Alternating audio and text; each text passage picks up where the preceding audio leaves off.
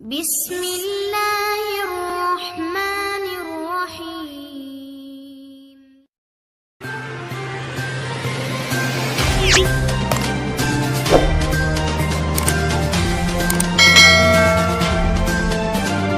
دوستو، پاکستان میں ایک واحد قوم وہ ہے جس سے مردم شماری کی کمپین کروا لو، الیکشن کمپین کروا لو یا بھل صفائی کروا لو، یہ بالکل خاموش رہے گی، یہ کچھ بھی نہیں کہے گی۔ اور 2-3 دن پہلے ہر جگہ ہر وقت ہر بندہ 2 سوال کر رہا ہے ایک دوسرے سے۔ پتہ ہے کون سا سوال ہے؟ پہلا سوال، اے ماسٹراں دا استاداں دا کی رول ہے۔ دوسرا سوال، اے استاداں تے ماسٹراں دا کی بنیا ہے۔ دوستو، میں آج ان 2 سوالوں کے جوابات دینے کی کوشش کروں گا۔ سب سے پہلے تو یہ اساتذہ کا مسئلہ بالکل بھی نہیں ہے، بلکہ یہ 2 طاقتور ادارے چھوڑ کر باقی تمام ملازمین کا مسئلہ ہے۔ اس میں آپ بھی شامل ہیں، میں بھی شامل ہوں۔ مسئلہ یہ ہے کہ ملازمین کو نوکری دیتے وقت آئین نے جو حقوق دیے تھے، اب وہ تمام حقوق ختم کیے جا رہے ہیں۔ گریڈ 1 کے سویپر سے لے کر گریڈ 20 کے آفیسر تک ہر بندہ، یاد رکھیے، نوکری کے پہلے دن سے لے کر آخری دن تک اپنی اصل تنخواہ سے کٹوتی کرواتا ہے۔ پتہ ہے کیوں کرواتا ہے؟ وہ اس لیے کرواتا ہے کہ جب میں ریٹائرڈ ہو جاؤں گا تو ریٹائرمنٹ ملے گی، جس سے اپنی بیٹی کی شادی کر لوں گا یا پھر اپنے بوسیدہ مکان کی مرمت کر لوں گا۔ اب حکومت یہ حق بھی ختم کر رہی ہے۔ ایک انسان کوئی بزنس کرتا ہے تو وہ بزنس اس کی وفات کے بعد اس کے بیٹے اور اس کے بعد نسل در نسل ٹرانسفر ہو جاتا ہے اور پھیلتا بھی جاتا ہے، ایکسپینڈ کرتا ہے۔ یاد رکھیے، ایک سرکاری ملازم اپنی آدھی زندگی تعلیم میں اور پھر 60 سال تک کی عمر اپنے ڈپارٹمنٹ کو دیتا ہے کہ ریٹائرمنٹ کے بعد جب میں بوڑھا ہو جاؤں گا تو گورنمنٹ میرا سہارا بنے گی، گورنمنٹ مجھے سپورٹ کرے گی۔ ان کی پینشن، یاد رکھیے، اب ختم ہو رہی ہے۔ جب سب ملازمین کا مسئلہ ہے تو ٹیچر کیوں احتجاج کر رہے ہیں؟ میرا سب سے بڑا سوال ہے، باقی ڈپارٹمنٹ ادارے کیوں نہیں، باقی محکمے کیوں نہیں کر رہے ہیں؟ اس کا جواب یہ ہے کہ 7.5 لاکھ فوج کے بعد دوسرے نمبر پر سب سے زیادہ تعداد اساتذہ کی ہے، وہ سب متاثر ہو رہے ہیں، اس لیے احتجاج کر رہے ہیں۔ اب سوال یہ ہے کہ سکولز کی تالا بندی کر کے بچوں کا تعلیمی حرج کیوں کیا جا رہا ہے؟ اس سوال کا جواب یہ ہے کہ جب کسی نشئی کو نشہ پورا کرنے کے لیے پیسے نہیں ملتے تو آپ جانتے ہیں وہ کیا کرتا ہے؟ وہ گھر کی ساری چیزیں بیچنا شروع کر دیتا ہے۔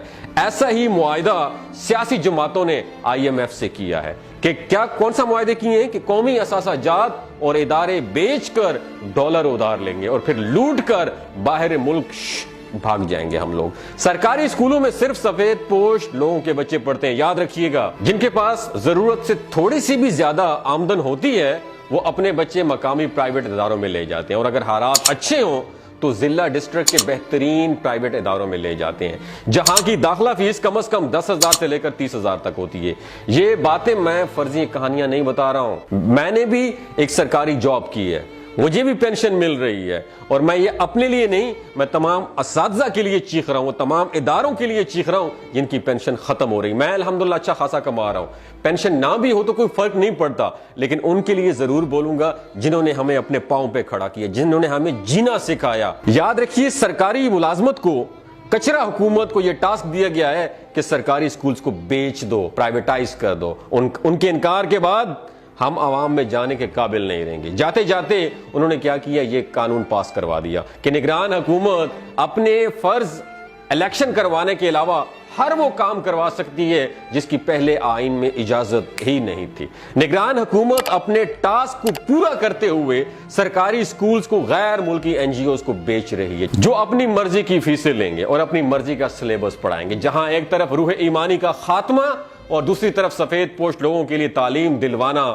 ناممکن ہو جائے گا۔ اس طرح کی بھیڑ بکریوں اور ان پڑھ طبقے کو بے وقوف بنانا آسان ہوگا، جیسا کہ پچھلے 76 برس سے ہمارے ساتھ ہو رہا ہے۔ تو پھر احتجاج کس کو کرنا چاہیے؟ کیا تعلیم صرف ملازمین نے اپنے بچوں کو دلوانی ہے؟ اگر تو باقی عوام بھیڑ بکریاں ہیں تو پھر واقعی ماسٹراں دا رولا ہے، اگر نہیں ہے تو یہ رولا آپ سب کا ہے، یہ رولا میرا ہے، اس رولے کو اپنا سمجھیے۔ یاد رکھیے دوستو، بلا شبہ کسی قوم کی ترقی کا راز اس کی علمی استعداد میں پنہاں ہوتا ہے، اور تعلیم کے میدان میں آگے بڑھنا اور قابل اور مخلص اساتذہ کے بغیر بالکل بھی ممکن نہیں ہے۔ بدقسمتی سے ہم تو اس راز کو نہ سمجھ پائے، لیکن اہل مغرب نے استاد کی اہمیت کو خوب جانا اور دل سے مانا ہے۔ اس کی ایک خوبصورت اور اچھی مثال میں آپ کے سامنے پیش کرنا چاہتا ہوں جو کہ مشہور دانشور میرے استاد محترم اشفاق احمد نے بتائی تھی۔ وہ بتاتے ہیں کہ جب میں اٹلی کے شہر روم میں مقیم تھا تو ایک بار اپنے جرمانہ بر وقت ادا نہ کرنے پر مجھے مجسٹریٹ کی عدالت میں پیش ہونا پڑا۔ جب جج نے مجھ سے پوچھا کہ جرمانے کی ادائیگی میں تاخیر کیوں کی، وہ کہتے ہیں کہ میں نے بتایا کہ آئی ایم اے ٹیچر، میں ٹیچر ہوں اور کچھ دنوں سے مصروف تھا اس لیے جرمانہ ادا نہیں کر پایا۔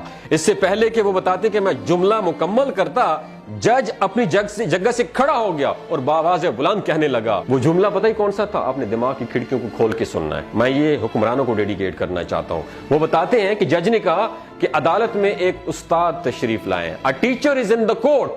یہ سنتے ہی عدالت میں موجود سب لوگ اپنی نشستوں سے کھڑے ہو گئے۔ اس دن وہ بتاتے ہیں کہ مجھے معلوم ہوا ہے کہ اس قوم کی ترقی کا راز کیا ہے۔ دوستو یاد رکھیے گا، جو قومیں اپنے اساتذہ کی قدر نہیں کرتی وہ بربادی کا شکار ہو جاتی ہیں۔ اور یاد رکھیے ہمارا دشمن اور کوئی بھی نہیں ہے، ہمارا اپنا شمار بھی ہمارے دشمنوں میں ہے۔ اور دوسری بات یاد رکھیے، وہ جنگ انسان کبھی بھی نہیں جیت سکتا جس جنگ میں اس کا دشمن اس کا گھر کا آدمی ہو۔ تیسری بات یاد رکھیے، ہم کسی کی مدد کیا خاک کر رہے ہیں، ہم خود اپنی بربادی خود کر رہے ہیں۔ ہم کسی کی مدد نہیں کر سکتے، ہم اپنے دشمن خود ہیں۔ اگر آپ کو یہ ویڈیو اچھی لگی ہو، اپنے اساتذہ کو ڈیڈیکیٹ کرنے کے لیے اس ویڈیو کو زیادہ سے زیادہ شیئر کیجیے۔ آج وہ وقت آ گیا ہے، ان کے لیے آپ نے کھڑا ہونا ہے۔ ساری زندگی وہ آپ کے لیے کھڑے ہوئے۔ اور میرا ان لوگوں کے لیے ایک میسج ہے جو شاگرد ہیں، کسی بھی ڈپارٹمنٹ میں ہیں، کسی میں بھی ادارے میں، جب آپ کے سامنے استاد آئے گا نا، ہاتھ مت اٹھانا، ورنہ اللہ نے اس زمین پر لانے کے بعد استاد نے آپ کو اس مقام تک پہنچایا ہے۔ اگر اس استاد کے سامنے آنکھوں میں آنکھیں ڈال کے کھڑے ہو گئے اور اگر آپ کا ہاتھ اٹھ گیا تو یقین مانے آپ زمین دوز ہو جائیں گے، زمین بوس ہو جائیں گے۔ خیال رکھیے گا یہ گناہ کہیں آپ سے سرزد نہ ہو جائے۔ اپنے اساتذہ کے آپ کے سامنے آئیں تو ان کے پاؤں کو چھوئیے گا، کیونکہ انہوں نے آپ کو اس مقام تک پہنچایا۔ اپنا اور اپنے ساتھ جڑے رشتوں کا خیال رکھیے گا۔ اللہ حافظ۔